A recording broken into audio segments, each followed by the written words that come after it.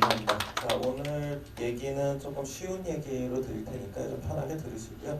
그 저희가 맨날 이제 저기 진료실에서 보실 때는 거의 맨날 얘기하는 게 이거 약 드세요, 저거 약 처방하니까 약 드세요 얘기밖에 드릴 게 없는데 사실 그거 말고 조금 이게 치료라고 완전히 생각하지 마시고 약간 조금 줄여줄 수 있는 한 가지의 또 방법들이 있습니다. 그래서 이런 걸 좀 보시고 한 번 정도 이렇게 생활 습관을 좀 개선해 보면 어떨까 생각하시면 될 것 같아요.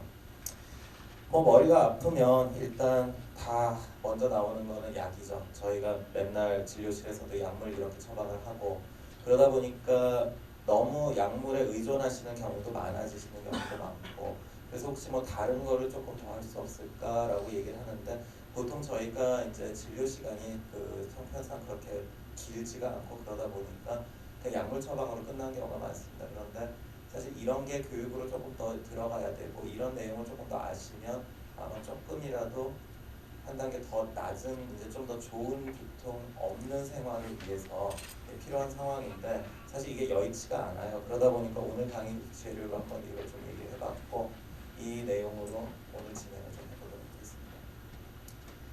저희가 얘기할 때 이게 이제 영어로 여기 아래에 써 있는 라이프스타일 모디피케이션이라는 건데 이게 바로 생활습관 개선이라는 아주 간단한 얘기입니다. 그래서 이제 편도통을 할 수 있는 우리가 얘기할 때 몇 가지를 얘기를 하는데 맨 오른쪽에 보시면 이제 여기 오른쪽에 맨 위쪽에 나와 있는 게 다이어트라는 뜻이죠. 이게 간 식사. 그래서 뭐냐면 규칙적인 식사를 가장 이게 원칙적인 얘기들만 제가 하는 거예요. 규칙적인 식사를 하고 차라리 와장창 크게 먹는 게 아니라 좀 자주 적게 먹어라라는 얘기입니다. 그러니까 조금 소식을 적게 하시는 것도 좋고요. 뭐 과식 이렇게 엄청나게 하는 것보다 그게 그렇게 하면 저 괜찮다. 그다음 두 번째는 운동 잘하는 거죠. 그런데 이게 운동을 어떤 때는 하고 어떤 때는 하지 말고 이런 게 아니라 필요할 때 계속 이렇게 제 얘기는 꾸준하게 규칙적으로 하는 게 중요하다 이것도. 그 다음에 앉아 있는 거, 긴장성 두통이라든지 이런 거 있을 때 정자세로 좀 바르게 앉는 거. 왜냐하면 목이나 이런 데 계속 긴장도가 높아지면 결국 긴장성 두통이라는 걸 이어진다고 돼 있고요. 그 다음에 잠의 이제 문제인데 슬립 패턴이라든지 이런 이제 아침에 일어나고 자는 이제 어떤 기상 시간과 그거를 규칙화시키라는 얘기입니다. 이것도 규칙성의 문제를 완전히 얘기하고 있습니다. 그리고 스트레스 매니지먼트라 그래서 각 이제 내 얘기는 감정적인 거 이런 거를 조금 약간 우리가 좀 해소하는 방법을 미리 조금 했으면 좋겠다 정도고 마지막으로는 목에 이제 조금 약간 마사지도 해주고 내가 조금 약간 이렇게 좀 풀어주는 근육 이완도 해주고 이런 거 해줘라. 그래서 이거를 그냥 전반적으로 얘기를 하는데 사실 이게 지금 현재 얘기가 제가 이런 얘기를 지금 많이 하고 있지만 말이 조금 많은 얘기가 많아요. 왜 그러냐면 의외로 이게 별로 도움이 크게 안 된다는 얘기도 있습니다. 그런데 이런 생활 습관들 왜냐하면 규칙적으로 100% 가져가기가 쉽지가 사실 않아요. 어떤 때는 일 바빠서 더 뭐 밤새기도 하고 어떤 날은 또 일이 내 얘기는 뭐 저기 뭐 계속 뭐 밤에 갑자기 일이 생기면 저희가 요즘 다 바쁘시잖아요. 다들 이제 뭔가 저기 일도 많고 그러다 보니까 이거를 하려고 노력을 하는 걸로 스트레스 받을 필요는 없는데 조금 내 얘기는 두통이 심하신 분들은 이런 거를 조금 더 챙겨 하셔야 된다 정도로 해석을 해야지 이걸 또 지키신다고 너무 그렇게 하실 필요는 없어요.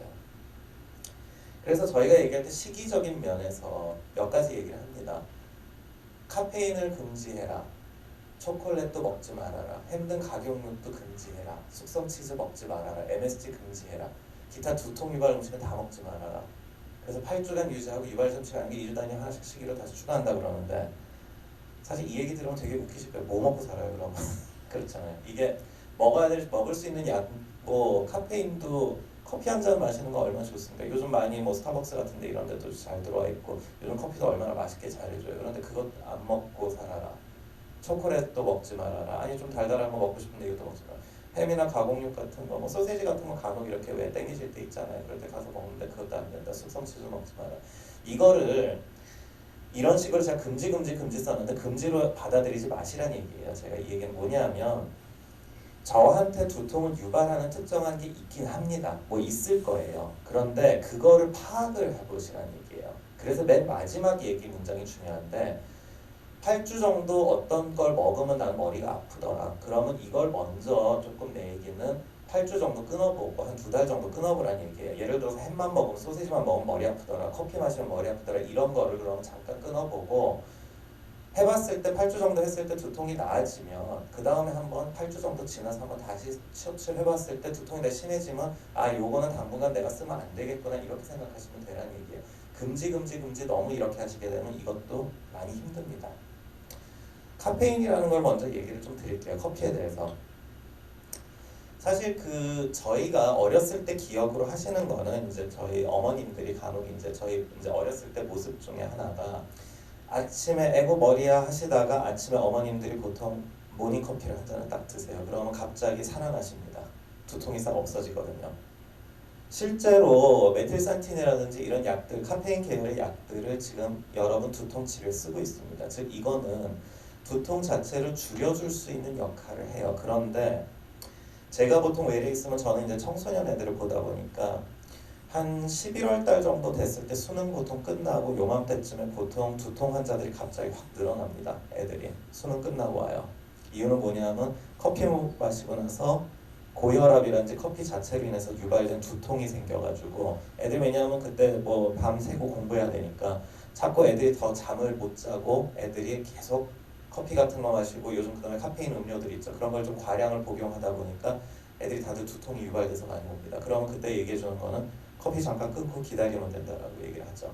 그러니까 막 가슴이 벌렁벌렁대요 뭐 하고 이제 그렇게 해서 와서 오는데 결국 뭐냐면 혈관의 수축 의존성 과다한 섭취의 문제가 돼요. 즉 계속 이거를 커피 중독이라 그러죠. 이것도 약간 카페인이라는 건 원래 몸에 약간 의존성이 생기는 거거든요. 그러다 보니까 과다하게 섭취가 됐다든지 그럴 경우에 나타나는 것을 조금 생각을 해봐야 됩니다. 그래서 실질적으로는 두 가지 양쪽의 효과가 있는데 적절한 커피, 그래서 저희가 얘기할 때 하루에 한 잔 정도는 괜찮다 그래요.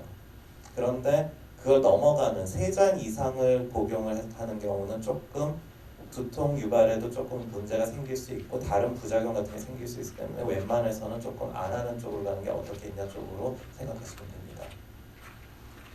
초콜릿이랑 코코아 같은 거 얘기를 조금 그 다음에 해볼게요. 이것도 요즘 이제 좀 반반인데 초콜릿을 먹게 되면 일단 이런 두통 유발이 된다고 얘기하는 이유 중에 하나가 두 가지예요. 카카오 성분 자체가 약간의 카페인 같이 비슷하게 그런 효과를 같이 냅니다. 이게 왜 유명해졌냐면 그 옛날에 그 피사로랑 이제 남미 쪽 아즈텍이랑 이제 그쪽을 저희가 이제 스페인 애들이 가서 침공을 했잖아요. 그런데 그때 들어가는데 너무 덥고 이제 막 남미 쪽 정글 막 덥고 들어가기도 힘들고 지는 빠지고 갑옷은 입고 가는데 더워 죽겠으니까 지쳐 죽겠는데 거기는 원주민이 갑자기 저거를 달인 물이라고 뭘 하나 주더래요. 그런데 그 카카오 열매를 이렇게 달인 물이에요. 그 코코아 이제 소위 얘기하는 그런데 그게 먹을 때 혹시 다크 초콜릿 같은 거 드셔보셨으면 아시겠지만 초콜릿 비율이 높아질수록 무지 씁니다. 지금 밀크로 초콜릿은 설탕을 엄청나게 넣고 저희가 이제 우유 같은 거 섞어가지고 좀 줄여놓은 건데 그냥 왜 오리지널 다크 초콜릿 드시면 굉장히 쓰잖아요. 거의 그러니까 조금 뭐 퍼센트 높아진 거 거의 50%인가 뭐짜리는 거의 드셔보시면 분필 먹는 느낌이라고 표현하시는 분들도 있어요. 그러니까 그 정도로 이게 쓴데 이거 먹고선 써 하고선 뱉었는데 한 잔 마시고 나니까 기운이 나더라는 거예요. 그래가지고 그게 그때 유럽으로 소개가 되면서 초콜릿이 저렇게까지 이제 엄청나게 각광을 받기 시작을 했거든요. 그런데 이게 두통 유발 성분 역할을 한다라고 지금까지 알려져 있는데 최근 연구에서 또 반대되는 게 나왔어요. 항염증 효과가 좋다. 그래서 왜 다크 초콜릿이 한동안 여러분 유행 많이 하셨잖아요. 왜 56%짜리 그 다음에 뭐 30몇 %짜리 해가지고 롯데나 이런 데서 제품들이 많이 나왔었는데 그 이유가 저런 항염 효과가 같이 있기 때문에 오히려 두통을 줄여준다는 얘기가 있어요. 그래가지고 10% 정도 카카오가 들어간 음식 섭취 시 뇌 항염물질 증가 및 염증 전 과정을 줄어들게 해가지고 두통을 줄여준다는 얘기가 있습니다. 그러니까 결국은 이것도 드셔보시고 결정하시는 거예요. 조금 드셔보시는데 과연 이게 내 몸에 먹었을 때 두통을 유발하냐 안 하냐를 미리 결정하실 필요는 없습니다. 술에 대해서 이제 제일 궁금하실 거예요. 사실은 소아청소년과는 별로 안 친한데 저희가 청소년과가 되면서 18세 요즘 이상의 조금 환자들도 전후로 보다 보니까 의외로 많아요, 되게. 그래서 이제 이 얘기를 하는데 그저께도 환자 하나가 지금 그런 식으로 조금 왔던 적이 하나 있고 그래가지고 이제 숙취 뭐 해가지고 계속 있네 뭐 이런 얘기 할 때가 있는데 술이라는 거는 일단은 저희가 두 가지 얘기해요. 두통을 유발하는 이제 기전은 저렇게 얘기합니다. 알코올의 진정 작용이 있고 알코올에 이뇨랑 탈수 작용이 있습니다. 그러니까 물이 많이 빠져나가는 거예요. 그러니까 전반적으로 혈관을 줄여주는 역할을 하죠. 몸에 있는 신체에서 물이 빠져나간 얘기는 내 몸에 있는 그 체내에 있는 우리 수분 자체를 줄여주는 거니까 혈류량이라든지 이런 것도 줄어드는 효과를 나요. 즉 혈관이 수축하는 효과를 납니다. 그런데 뇌혈관이 수축이 되면서 이때 문제가 되는 게 뭐냐면 이 수축되는 게 저희가 편두통을 일으키는 기전 중에 하나로 저희가 설명을 하거든요. 그러다 보니까 이뇨 탈수 작용 자체로 인한 것도 생겨요.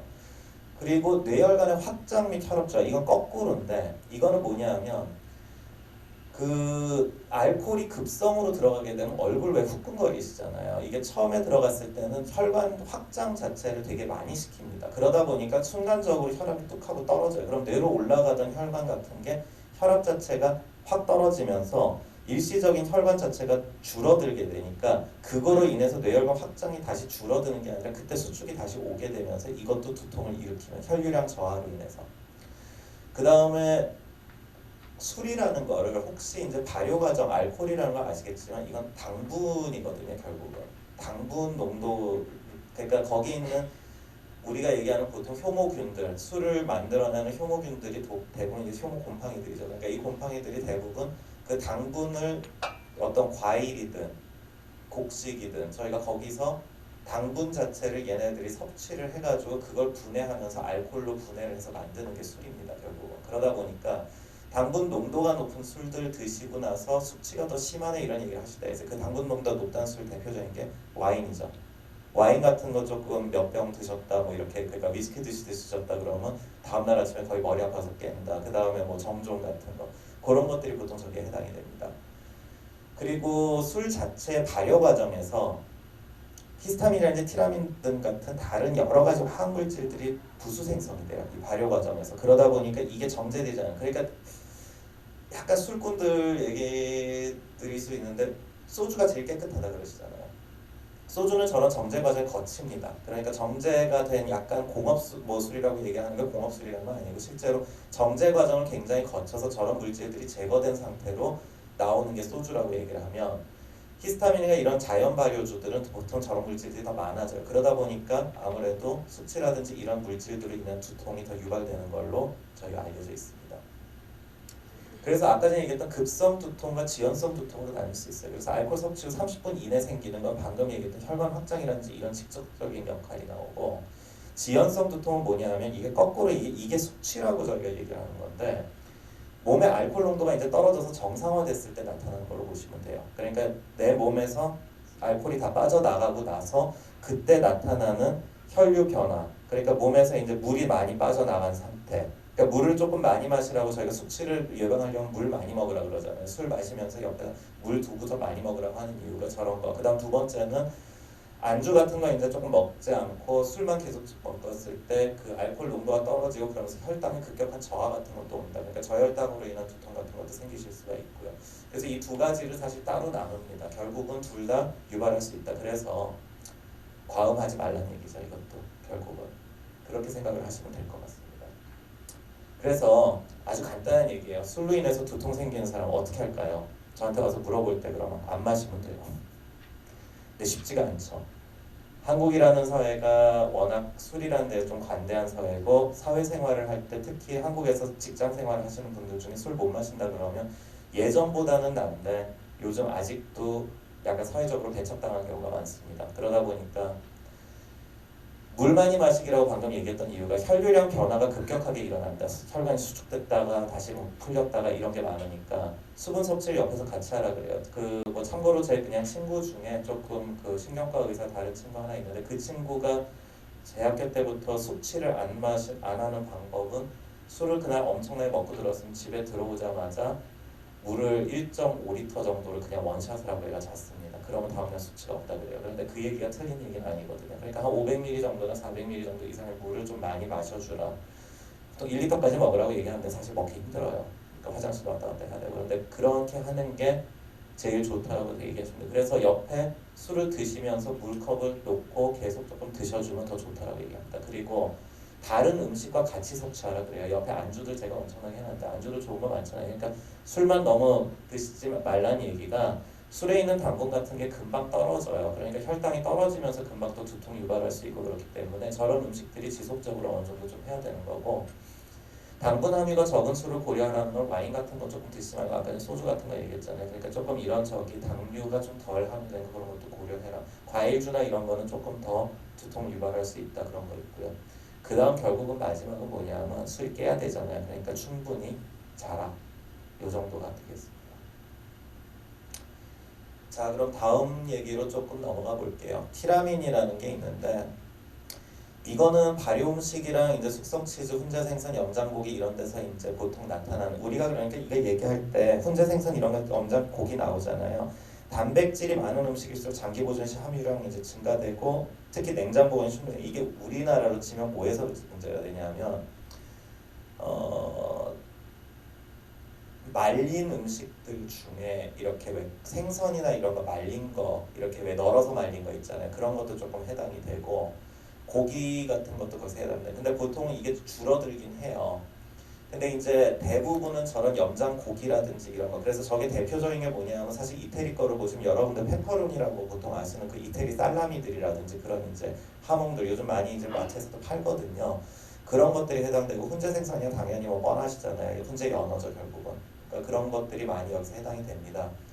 그래서 이게 함유량이 증가되는데, 이게 신체에서 모노아민 옥시데이즈 효소가 제가 분비가 되는데, 이게 티라민 분해 시 이제 필요하기 때문에 이 모노아민 옥시데이즈 효소가 있는 사람들이 몸에서 이걸 분해하면서 하는데, 이게 선천적으로 조금 적은 사람들이 있고 많은 사람들이 있어요. 많은 사람들은 이런 거 많이 먹어도 머리 아프지가 않은데, 이게 적으신 분들은 드시면 두통 같은 게 유발이 될 수 있다라고 되어 있습니다. 그런데 여기 이제 조금 이제 하나를 같이 봐야 되는 게, 이게 왜 그러냐면 요즘 우울증 약으로 쓰시는 것 중에 하나가 MAO 분해 억제제라고 있어요. 저 효소를 분해 억제하는 약들을 드시는 경우들이 꽤 있거든요. 저 약이 많이 씁니다. 항우울제로 꽤 많이 들어가는데, 그러니까 우울증이 있으신 분이 갑자기 두통이 뭔가 음식 먹고 심해졌다, 저런 음식 드셨을 때 더 심해질 수 있어요. 왜냐하면 저 효소를 잡아주는 거다 보니까.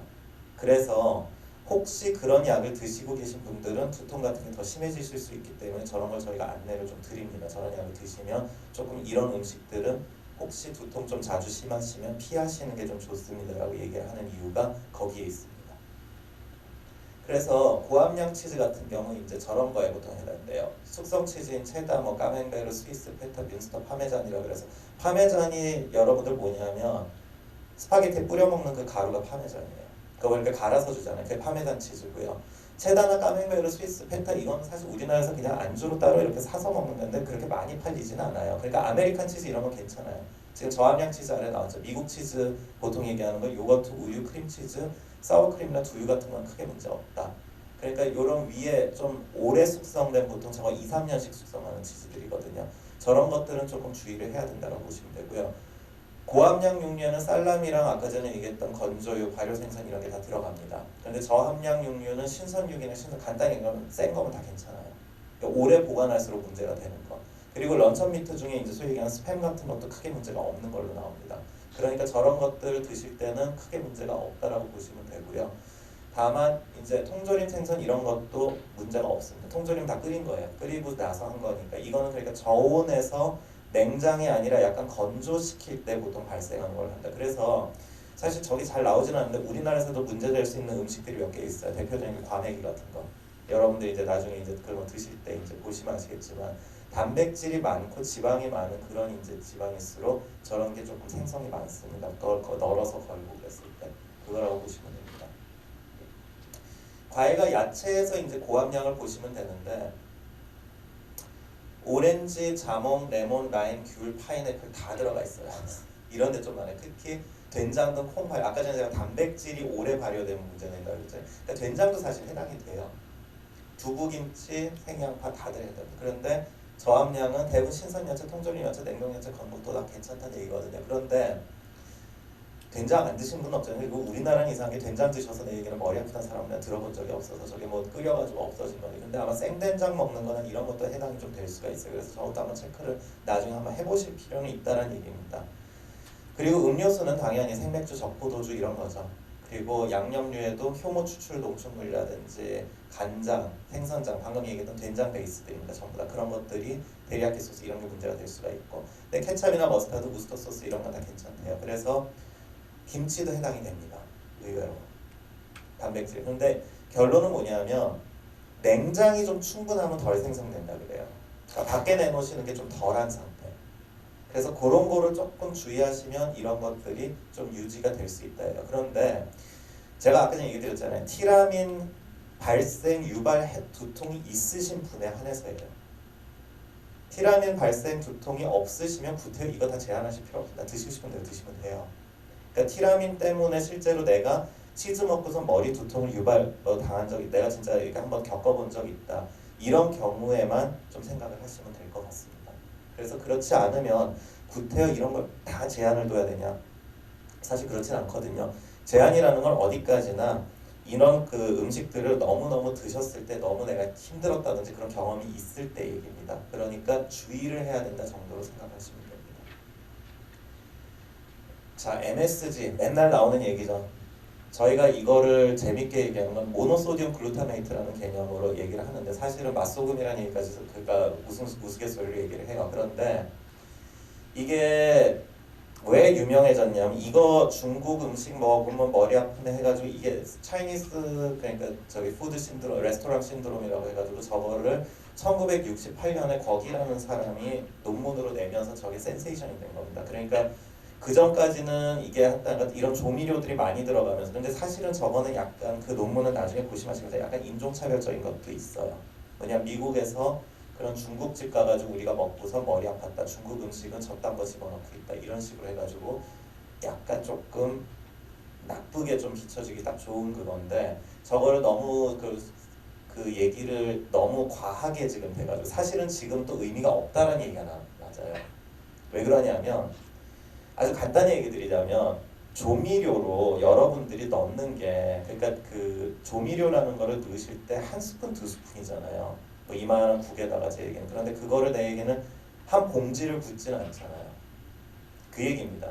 그러니까 지금 아직도 일단 첫 번째 적절한 용량과 하루 섭취량에 대해서 아직 정확한 연구가 없다라고 돼 있잖아요. 제가 얘기 드리는 게 이거예요. 도대체 과량 복용이 얼마인데 그 얘기예요. 그러니까 MSG를 얼마 정도 먹어야지 두통이 유발되냐, 그런 차이니즈 푸드 신드롬, 레스토랑 신드롬이 유발되냐에 대해서 정확한 연구가 지금까지도 없습니다. 이유가 뭐냐면 음식마다 들어가는 조미료의 양이 적고 어떤 데는 좀 많이 들어갈 수 있고 어떤 데는 적게 들어갈 수 있지만 그 조미료가 반드시 MSG만 넣는 게 아니잖아요. 다른 두반장도 들어가고 뭐 이것저것 들어가고 하다 보니까 중국 음식에 들어갈 수 있는 여러 가지 그런 문제 음식들에 대한 아직 정확한 연구가 없어요. 그러면 이거를 과연 했을 때 이걸 그래서 몇 개 이제 논문들이 나와 있어요. 두통과 연관된 연구의 경우 대부분 농도가 일상적인 섭취보다 높은 설정이 좀 많다는 얘기예요. 그러니까 일부러 MSG가 나쁜 거다 해가지고 원래 일상적으로 복용할 수 없는 농도의 사람들을 데리고 실험을 했어요. 그러면 간단히 얘기하면 그거예요. 설탕도 여러분 2스푼, 3스푼 먹으면 머리 아파요. 혈당이 갑자기 올라가니까. 그런데 저 MSG를 2스푼, 3스푼 먹었을 때 당연히 머리가 안 아파지면 그건 이상한 거 아니냐는 거죠. 그러니까 신뢰성에 워낙 의문이 있고 그래서 지금 현재로서는 적극적으로 그렇게 대응하지는 않습니다. 그러니까 중국 음식을 드시고 나서 얼굴이 화끈거리는 두통이 있으셨다. 그럼 의심을 하는 건 맞는데 우리나라에서 짜장면 먹고 얼굴 화끈거리고 머리 아팠다는 얘기 저는 제가 환자 보면서 한 번도 본 적은 없는 것 같아요. 그래서 이거에 대해서는 사실 지금 뭔가 금지나 이런 거에 대해서 얘기가 좀 없습니다. 그러니까 제가 지금 여러 개 지금까지 조금 천천히 계속 보여드리면서 하는 얘기가 뭐냐면 결국 아주 큰 문제는 없다는 얘기죠. 이런 경험을 하시지 않는 한은. 그렇죠. 그 얘기입니다. 자, 이거는 이제 제일 논란이 될 수가 있죠. 담배입니다. 담배. 흡연 시 일산화탄소가 발생하죠. 일산화탄소 중독되면 당연히 머리 아프시죠. 옆에서 일산화탄소가 발생을 하니까. 그리고 흡연 자체가 굉장히 어떤 냄새가 나잖아요. 아시잖아요. 담배 핀 방에 들어가 보면 바로 티 나잖아요. 민감하신 분들 바로 그 냄새 알아차리시잖아요. 타르 냄새랑 뭔가 그런 여러 가지 이제 탔던 냄새 이런 것들이 다 복합돼서 공기 중에 같이 있습니다. 그러니까 그 자체 냄새로 인해서, 왜냐하면 특정 냄새 좀 싫어하시는 분들은 굉장히 두통 그걸로 호소하시는 분들 많거든요. 그리고 니코틴이 혈관 수축 일으키는 것도 돼 있어요. 그런데 이게 재밌는 게 뭐냐면 흡연자가 머리 아프다고 하는 적은 별로 없어요. 처음 담배를 시작하는 사람들이 처음에 뭐 피고 나서 뭐 기침을 했다 뭐 이런 건 있는데 역하다 그러는데 이게 계속 담배를 핀 사람이 흡연자가 뭐 10년 동안 흡연을 하셨는데 편도통에 시달린다 이런 얘기가 없습니다. 이게 제일 좀 재미있는 얘기예요. 즉 흡연 자체가 개인한테는 직접적인 흡연자에게는 직접적인 두통을 일으킨다는 연구는 지금 현재 제로입니다. 없는데 이걸 거꾸로 좀 생각하세요. 비흡연자한테 흡연자가 옆에서 뿜어냈을 경우에 두통 유발하는 건 되게 많아요. 그러니까 담배를 안 피는 사람한테 옆에서 담배 피는 사람이 담배 연기 뿜뻑 뿜어대면 그거는 분명히 두통 일으킬 수 있는 요인 됩니다. 그런데 노출이 왜냐하면 이 사람은 비흡연자는 거의 안 됐던 사람이잖아요. 안 됐던 사람이 다른 환경에 노출돼가지고 이런 환경에 노출되게 되면 당연히 제가 힘들어진단 말이에요. 그래서 그것 때문에 니코틴이 어떤 혈관 수축을 일으키고 이러는 것도 있을 수 있고 간접 흡연이라는 건 필터를 통하지 않기 때문에 그런 일산화탄소라든지 다른 게 더 늘어나요. 그런데 흡연 때문에 머리가 아프다. 이거는 그러면 이제 흡연자는 대부분 이게 적응이 되니까 크게 문제가 없을 텐데 비흡연자에게 생길 수 있다는 거 우리가 알고는 있어야 되고 그래서 흡연자가 많은 환경에서 비흡연자가 혼자 있다든지 그럴 때 두통 호소할 때는 이런 걸 조금 고려를 좀 해줘야 된다. 이 정도로 생각하시면 될 것 같습니다. 수면의 좋은 수면이라는 거를 언제나 얘기를 저희가 합니다. 두통을 할 때 규칙적인 수면을 얘기하고 퀄리티가 좋은 수면을 가질수록 두통이 줄어든다라고 얘기를 하는데요. 이게 지금 왜 그러냐면 요즘 이제 신경과에서 제일 저희가 얘기할 때 좋은 요즘 이제 모든 병들 다 많이 밝혀지셨잖아요. 고혈압도 말고 이제 암도 어느 정도 예전보다는 확실히 오래 살 수 있는 약들도 많이 나오고 다 그랬는데 지금 이제 그러면 이제 그런 이제 갑자기 이제 제 목숨을 막 위협하던 이런 것들이 없어지니까 요즘 이제 많이 각광받는 질환들이 이런 수면이라든지 그렇습니다. 그래서 지금 뭐 저희 병원 박윤경 선생님이 지금 수면 클리닉도 지금 많이 보고 계시고 그래서 뭐 혹시 저런 증세들이 있으면 한 번쯤 저희는 가보라고 얘기를 드리는데 그 코골이와 수면 무호흡이 있는 경우에 3.6배 이상 두통 가능성이 증가된다고 돼 있습니다. 이건 실제로 잠을 못 자서 그래요. 코골이와 수면 무호흡이 있는 사람들 나중에 이제 그 수면 다운 검사나 이런 걸 해보시면 확실히 떨어져 있거든요. 그래서 중간에 자꾸 깨는 겁니다. 수면 무호흡이 올 때쯤에 다시 깨고 수면 무호흡이 올 때쯤에 깨고 자꾸 그렇게 깊이 못 주무시는 거예요. 그러니까 이런 것들도 3.6배 이상 두통 가능성이 증가가 되는 거다 보니까 이런 거를 좀 해결해 드리면 두통이 없어지시는 경우가 많아요. 그래서 이제 친구들 중에 조금 약간 몸무게 있고 그런 친구 중에 지금 코 저거 양압기 요즘 다시는 분들 많으실 거예요. 요즘 이게 보험 처방이 되고 그래가지고 많이 주는데 그 실제로 하는 친구도 제가 있어가지고 한번 물어보면 하는 얘기가 너무너무 편하다고 저거 하고 자면.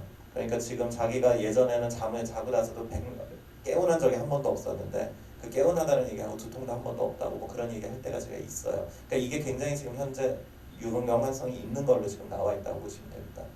그리고 15에서 29% 만성두통 환자 중에 수면 무호흡 등 질환이 발생한다고 돼 있는데 특히 이게 살이 좀 쪘다든지 얼굴이 이제 뭐 예를 들어서 뭐 저기 그 편도가 크다든지 그런 식으로 약간 코골이가 좀 심하신 분들이 대부분 저런 게 좀 있는 걸로 나옵니다. 그래서 동반돼 있는 경우가 많은 걸로 돼 있고 제일 문제는 그런데 이거예요. 두통 환자 중 다수가 이제 불면증을 호소한다 그랬잖아요. 그러니까 머리가 너무너무 하루 종일 계속 아픈 사람들은 나중에 가서 기분도 우울해집니다. 그러니까 두통이 계속 동반되신 분들이 그런 면이 있어요. 그래서 이런 분들은 그러니까 잠도 잘 못 자는 거예요. 이제 잠 들기가 힘드신 거죠. 그러니까 이런 경우에는 두통 자체로 인한 또는 우울증 자체가 동반됐을 때 이런 문제가 좀 생깁니다. 그래서 불면증 자체가 오신 경우가 많아서 이거는 해결을 좀 같이 해드려야 되더라고요. 그러니까 내 얘기는 수면도 조금 해결해드리기 위해서 간혹 수면제 같은 거 처방도 좀 해드려야 되고 또는 이제 두통 자체를 최대한 빨리 좀 잡아주는 거죠. 먼저 두통을 잡아줘야지 그래서 잠을 좀 머리가 깨끗해야지 잠이 드니까 그런 걸 조금 해줘야 되는 건 있습니다. 근데 마지막 케이스가 제일 어려운 거예요. 위에 두 개는 양압기를 한다든지 다른 치료 방법들이 워낙 많은데 마지막 거는 이게 같이 있는 경우 복합적이기 때문에 여러 과가 같이 협업을 해서 보는 수밖에 없습니다. 그래서 저희 병원에서도 신경과에서 이제 어떤 수면 문제는 해결을 좀 해주고 정신과에서 저런 우울증이라든지 이런 거 같이 해주면서 그렇게 봐야 된다고 보시면 됩니다. 그래서 좀 잠을 좀 푹 잘 수 있는 좋은 환경을 어떻게 만들까라는 얘기를 하면 이렇게를 좀 요약을 할 수가 있는데 맨 위에가 아주 좋은 얘기죠. No TV, computers or cell phone in bedroom, no texting이라고 되어 있는데 이게 조금 나쁜 얘기로 얘기하자면 그 전자기기를 침실에는 들이지 말라라는 얘기입니다. 이거를 얘기를 하는 이유가 뭐냐면 첫째, 잠을 자기 전에 어두운 환경에 조금 적응을 돼서 누워가지고 어두운데 이제 불빛이 꺼지니까 몸에서 이제 신체 시계가 잠이 들 때가 됐구나, 어두워지니까 그렇게 얘기를 해요. 그런데 그 어두워지는 순간 몸에서 그 수면을 인식을 하고 이제 거기서 얘기하는 호르몬을 분비하고 이래야 되는데 밝은 빛들이에요. 저런 LED라든지 요즘 이게 밝기가 옛날 TV랑 비교가 안 될 정도로 다들 굉장히 밝기가 높습니다. 그러다 보니까 저런 것들이 아무리 밝기를 낮게 해도 그런 빛이 계속 나오는 상태에서는 여러분들의 신체 시계가 방해를 받습니다. 그래서 수면을 제대로 하는 저희가 이제 학생들 중에 저런 문제가 좀 있는 친구들이 있어요. 그래서 저럴 경우에 제가 보통 얘기하는 거는 핸드폰을 꺼버리라 그래요. 밤에. 그러니까 아주 간단한 얘기입니다. 너 새벽에 저희는 끄면 안 돼요. 저희는 의사들이니까 밤에라도 응급콜이 올 수가 있고 그러니까 밤에 응급 전화를 받으셔야 되는 분들은 전화기를 당연히 꺼놓으시면 안 됩니다. 그런데 그렇지 않으신 분들은 밤에 응급콜 없으면 그냥 전원을 잠깐 꺼버리세요. 알람 시계는 뭐 따로 두더라도 아침에 뭐 알람 때문에 핸드폰 알람으로 해놓고 좋기도 한데 그런 거 없으면 별도의 알람 시계를 갖춰놓고 일단 스크린을 꺼버려라. 왜냐하면 이게 밤 1시에도 누가 술 먹고 친구가 카톡 보내고 있고 그러면 옆에서 카톡하고 울리고 이런 식으로 수면 방해가 돼요. 그런데 이게 어른들만 문제가 되는 게 아니라 소위 얘기하는 나이 어린 친구들, 지금 중학교, 고등학교 애들이 이게 문제예요. 밤에도 이렇게 조금 카톡 같은 거라든지 이런 걸로 계속 뭔가 지금 애들이 알람이 울리면서 깨는 경우가 많아서 그런 거를 최대한 하지 말라라는 얘기입니다. 그래서 수면 중간에 방해를 받지 않는 게 1번입니다. 그리고 두 번째가 기상시간과 수면시간의 규칙성이라는 걸 적어놨어요. 그 기상시간과 수면시간의 규칙성이라는 얘기는 간단히 얘기하면 저는 밤 11시에 주무시면 11시에 주무시라는 얘기예요. 어느 날은 1시에 자고 어느 날은 10시에 자고 어느 날은 11시에 자고 이렇게 하지 말고 확실하게 조금 적절한 수면시간을 딱 몸의 신체 시계를 잡아놔야지 몸이 이미 거기에 적응을 좀 합니다. 그래서 내가 이때는 좀 깊이 자도 되겠구나 이런 게 좀 돼요. 그리고 아침에 눈 떠질 거예요. 저절로. 그 얘기예요.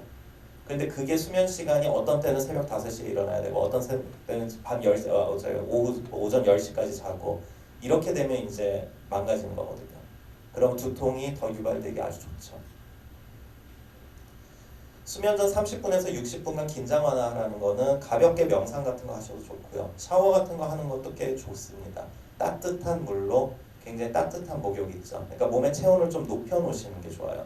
찬물 목욕 금기입니다. 왜 저녁 때 뭐 남성분들 중에 주무시면 찬물로 샤워하고 뭐 그러면 몸에 뭐 나중에 저기 뭐 이런 얘기를 정력에 좋은데 뭐 이런 거 해가지고 그런 거 한때 유행했었는데 수면 방해하기 딱 좋은 겁니다. 그래서 따뜻한 물로 체온을 높이는 거 아주 푹 담그시면 돼요. 한 40도 물, 39도 물 이런 데 그런 것도 참 좋습니다. 그리고 방은 너무 덥지 않게 조용하고 어둡게 했는데 춥지가 않게 해요. 춥게 하면 안 되고 너무 덥지 않게라는 건 따뜻하게 내가 한기 느끼지 않을 정도로.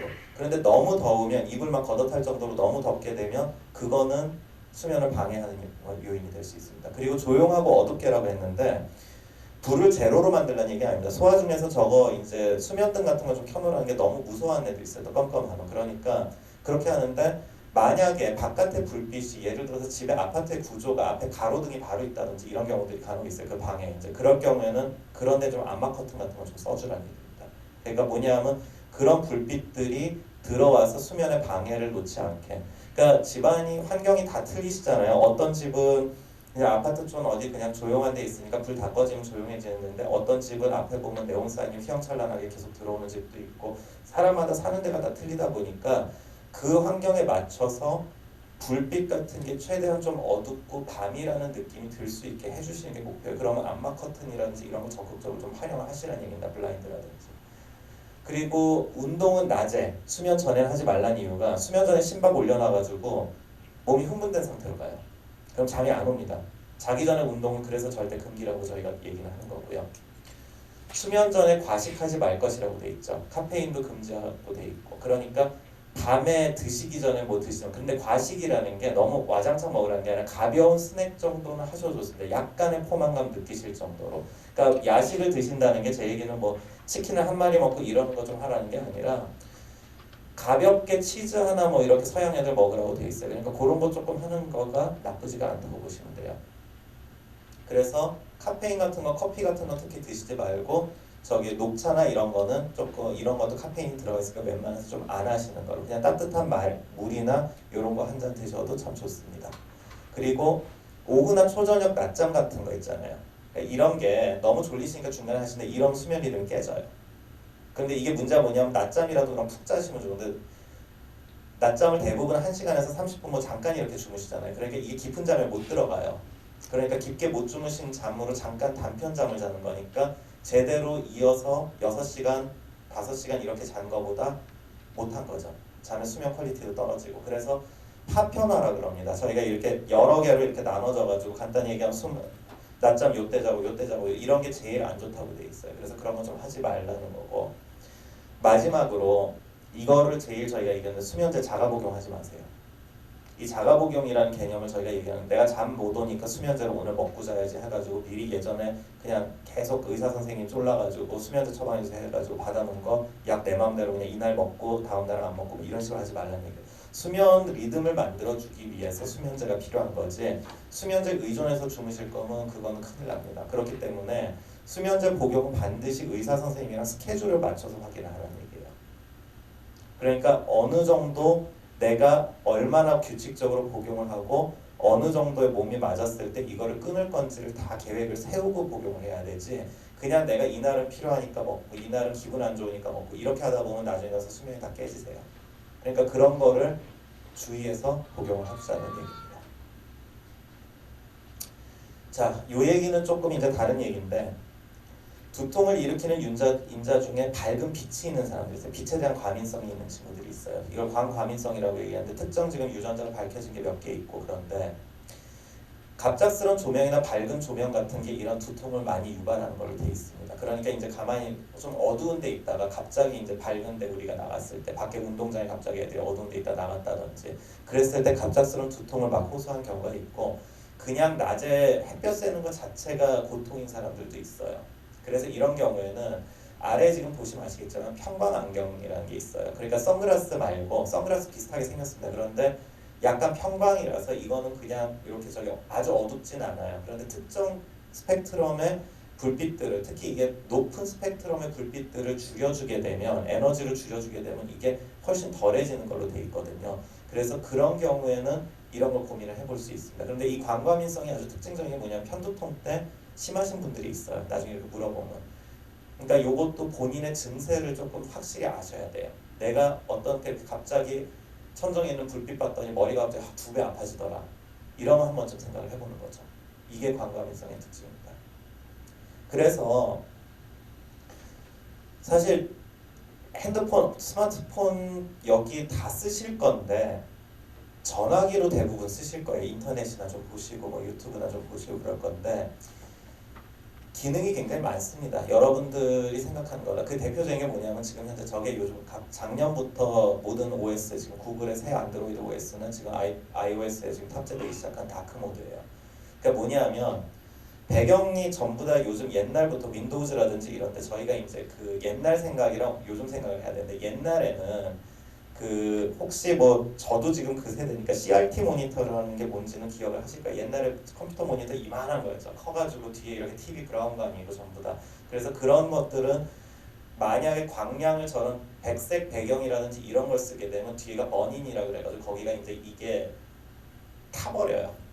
그래서 낮추기 위해서 텍스트만 이렇게 왜 흰색으로 표시하고 배경을 검정색으로 표시하고 이런 식으로 옛날에는 썼어요. 그런데 LCD 화면이 되면서 이런 버닝 현상이라든지 이런 게 필요가 별로 없으니까 백색 배경에 우리가 이제 내추럴하게 간다 해가지고 검정색 이런 글씨 이런 게 이제 보편화가 된 거죠 지금 현재는. 그런데 이게 제일 문제가 뭐냐면 저게 다 빛이거든요. 옛날에는 이게 간접빛으로 이렇게 멀리서 봤었는데 지금 핸드헬드 디바이스라든지 이런 소위 얘기하는 핸드폰이라든지 태블릿 PC 같은 게 좀 가까이서 보시잖아요. 그러니까 저게 눈에 직접적으로 빛으로 받는다는 거예요. 그러니까 종이가 좀 더 편하시다는 분들이 눈이 아프다고 태블릿 이런 게 더 어렵다고 하는 이유가 뭐냐면 저런 것 때문에 그래요. 저 빛이 직접 광으로 눈에 직접 자극을 주니까.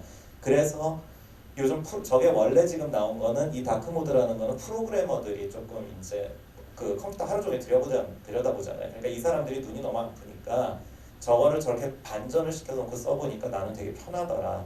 간단히 하면 검은색 배경에 흰색 하니까 조금 내 얘기는 집중도 잘 되고 이런 두통. 그래서 광감인성이 있는 친구들한테 저는 저 핸드폰에 저거를 조금 저런 모드를 다크 모드를 조금 더 잘 써보라고 얘기를 합니다.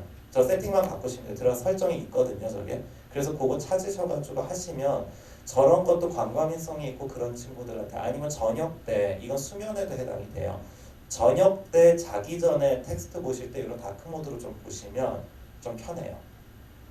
그리고 혹시 거기 지금 요즘 핸드폰 쓰시면 블루라이트 저감 모드라고 있습니다.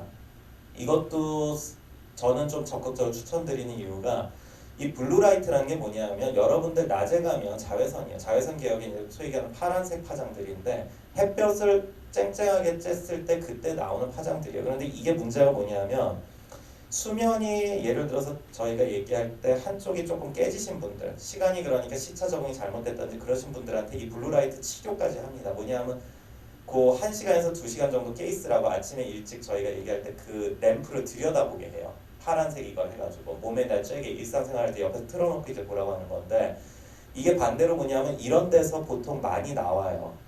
청색광이 왜냐하면 좀 더 세련돼 보이기 때문에. 그래가지고 인위적으로 그 블루라이트 저감 모드는 뭐냐면 저녁 한 7시 정도가 되면 화면이 누렇게 변합니다. 청색광을 줄여버리는 거예요.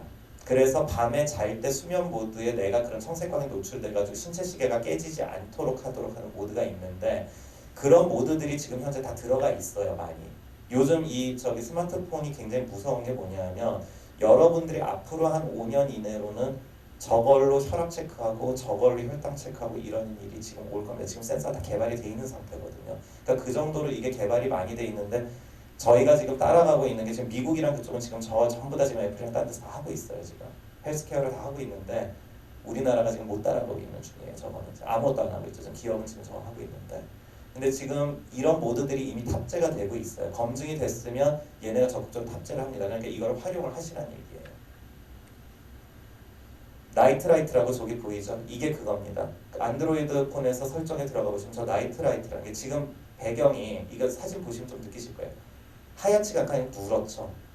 이게 청색광이 감소된 겁니다. 아주 전형적인. 그래서 이렇게 보여져요. 저녁 때. 요거를 언제부터 언제까지 아니면 저걸 저렇게 밀어 올려서 저거를 직접 저렇게 보셔도 돼요. 그러니까 직접 그냥 누르시면 저녁 때 내가 이제 나이트라이트 좀 껴야겠다. 그럼 나이트라이트 저 모드 키시면 저렇게 누렇게 변하면서 눈에 좀 편해요. 밤에. 그러니까 저런 거를 적극적으로 활용을 많이 하시는 것도 도움이 됩니다. 자, 그래서 결론입니다. Stay hydrated. 물 많이 먹으라는 얘기예요. 그리고 eat a good breakfast with protein이라는 거는 좋은 밥에다가 얘네들은 미국 애들 맨날 아침에 계란 하나에다 베이컨은 기본이잖아요. 그러니까 단백질이 좀 들어간 제대로 된 아침. 그러니까 맨날 빵 조각이 몇 개 먹고 이러지 말고 조금 그 제대로 먹어라. 그리고 don't skip meals라는 거는 결국은 식사 거르지 말아라.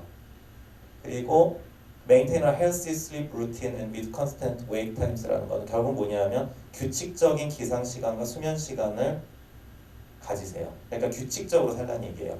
맨날 뭐 어떤 때는 새벽 3시에 자고 어떤 때는 10시에 자고 이렇게 하면 안 된다는 얘기입니다. exercise regularly는 운동은 규칙적으로 시간을 정해서 하루에 한 30분에서 1시간 정도 가볍게 좀 해주시고요. 커피 적절히 드시라는 얘기잖아요. 리미트입니다. 다만 먹지 말라는 건 아니에요.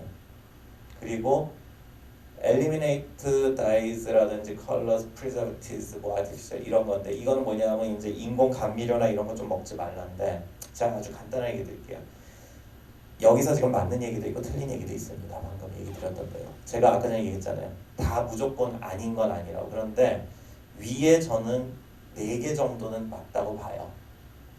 그러니까 즉 물 많이 드시는 게 1번이고 식사 거르지 않고 수면 잘하고 운동 잘하는 거. 그런데 단백질이 들어간 꼭 뭐 아침을 먹어야 되냐. 한국 사람들은 그렇게까지 먹지 않잖아요. 그러니까 된장국에 밥 드셔도 돼요. 그러고 커피 마시는 건 사람마다 틀려요. 개인차가. 그러니까 두통 유발되시는 분은 하지 말라는 얘기예요. 근데 두통 유발되지 않으신 분은 상관이 없고, 아까 전에 얘기했던 저런 인공 감미료나 이것도 제가 얘기 드렸잖아요. 검증이 되지 않은 게 더 많아요. 그러니까 불안한 게 되게 많으세요. 여러분들 여기서 계신 분들 제가 지금 보면 천연 뭐 그거라고 하면 더 좋아하시는 분들 되게 많으세요. 뭔가 어디서 천연을 샀다. 그런 얘기 저희가 합니다. 식품위생법을 지켜서 만들어진 여러분 마트에서 파는 그 왜 즉석식품들 있죠. 그게 더 안전하겠어요? 집에서 도마 며칠에 한 번 씻었는지 모르는 칼로 집에서 만든 게 더 안전하겠어요? 그 얘기예요. 그러니까 지금 예전에 비해서 식품위생법이라는 이런 게 굉장히 강화가 돼서 위생기준 같은 게 강화됐다 보니까 요즘 저런 음식이라든지 이런 거에 대해서 굉장히 까다로워요, 사실은. 그러다 보니까 외식하시는 거나 이런 거에 대해서 저희는 별로 그렇게 걱정하지 말라고 얘기 드리거든요. 물론 아직도 나쁘신 분들이 있지만 대부분 법을 준수합니다. 그러니까 저런 음식들이 문제가 돼가지고 당장 저는 두통이 뭔가 더 유발된다 이런 거는 아니라고 봅니다. 저건 왜 그러냐면 현재까지 검증된 게 별로 없거든요. 그렇게 생각을 하시면 될 것 같아요. 그래서 나왔죠. 일주일에 3, 4회 30분 정도 땀을 살짝 내는 정상의 운동, 정상 체중 유지. 그리고 7, 8시간 정도 규칙적인 수면. 사실 저도 저렇게 자면 제일 좋은데 그게 쉽지가 않죠. 스트레스 줄이기, 흡연을 과한 음주. 그러니까 너무 과하게 하지 말라는 얘기예요. 그리고 저혈당 줄이기 위해서 식사를 거르거나 하지 않는다. 요게 가장 핵심이 되겠습니다. 두통은 여러 가지가 있어요. 4가지로 저희가 구분하는 건 부위. 그러니까 이거는 나중에 뭐 저한테 진료를 보신 분들은 아시겠지만 저희 뭐 다 그렇습니다. 물어보시죠. 맨날 어디가 아프세요? 머리가. 어느 부위가 아프시고. 그것 따라서 저렇게 나뉘거든요. 그렇기 때문에 부위별로 다루고, 그러니까 제일 먼저 해야 되는 건 이 두통이 왜 왔냐. 먼저 생활습관 개선 이런 건 제가 그냥 편두통에 대해서 얘기하는 건데, 실제로 이게 편두통이냐 아니면 코 때문에 온 거냐, 다른 이제 내 얘기는 긴장성 두통이냐 이런 거냐, 이거를 먼저 구분을 좀 해줘야 된다. 그러니까 이건 진단을 먼저 제대로 받아야 된다는 얘기죠. 그게 해당이 됩니다. 이상입니다.